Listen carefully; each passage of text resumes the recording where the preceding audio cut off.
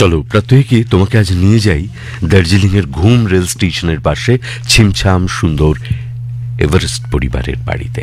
কে নিয়ে যাচ্ছেন? হ্যাঁ, সঞ্জীব রাহা কৃষ্ণনগর নদিয়া থেকে নিয়ে যাচ্ছেন আমাদের ছিমছাম সুন্দর এভারেস্ট পরিবারের বাড়িতে। পুরীর সমুদ্রে স্নান করতে যেমন নুলিয়াদের দরকার, তেমনি শখের পর্বতারোহীদের দরকার পাহাড়ের ফ্রেন্ড, ফিলোসফার, গাইড, শেরপাদের সাহায্য। বাংলার বহু স্বনামধন্য এভারেস্ট জয়ী পর্বতারোহীদের যিনি নিত্যসঙ্গী হয়ে সাফল্যের দোরগোড়ায় পৌঁছে দিয়েছিলেন, তিনি আর কেউ নন, দার্জিলিং ঘুমের বাসিন্দা এভারেস্ট পরিবারের সেজ ভাই পেম্বা ছুটি শেরপা। ঘুম রেল স্টেশনের পাশে ফিল্ম স্টার গোবিন্দার বাড়ি ছাড়িয়ে ডান দিকে পুরো সবুজ ভ্যালি ওপরে উঠে গেছে।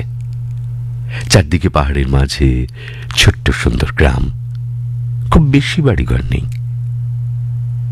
ওই রাস্তার উপরে বাঁহাতে একটা ছোট্ট স্কুল বাড়ি, খেলার মাঠ। সেই স্কুলের প্রায় 100 মিটার উঁচুতে পাশাপাশি এভারেস্ট পরিবারের 4 ভাইয়ের ঝুলন সাজানোর মতো নয়নাভিরাম সুন্দর বাড়ি।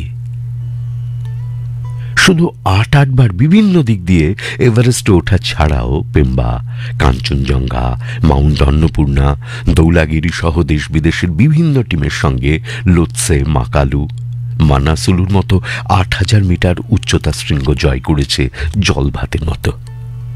কৃষ্ণনগরের বসন্ত দেবাশিসের সঙ্গে পেম্বা, পাসাং আর তাসি এই 3 ভাই একই সঙ্গে কাঞ্চনজঙ্ঘা আহরণ করে এক বিশ্ব রেকর্ড করে ফেললেন।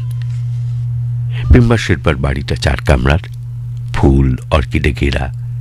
সামনের ড্রয়িং রুমটা তার বিভিন্ন সুদৃশ্য দেশি বিদেশি দুষ্প্রাপ্য স্মারক দিয়ে সাজানো। দেখতে ছোটখাটো, প্রচন্ড পরিশ্রমী, মিষ্টিভাষী, ধর্মভীরু পেম্বা পাশের ঘরটি সাজিয়েছে প্রেয়ার রুম হিসাবে। পেম্বা স্ত্রী ছোকপা ভাবির তৈরি দার্জিলিং চায়ের সঙ্গে টা সহযোগে চলল আমাদের ভিন্ন মাতৃভাষায় তুমুল হাসির গল্প। তাই পাহাড়ের উপরে দূষণমুক্ত পরিবেশে সুদৃশ্য বাড়িটি শুধু সাজালেই হয় না, তার ভেতরে বসবাসকারী পরিবারটির মন মানসিকতাতেই মুগ্ধ হতে হয় ক্ষণে ক্ষণে। সঞ্জীব রাহা, কৃষ্ণনগর, নদিয়া।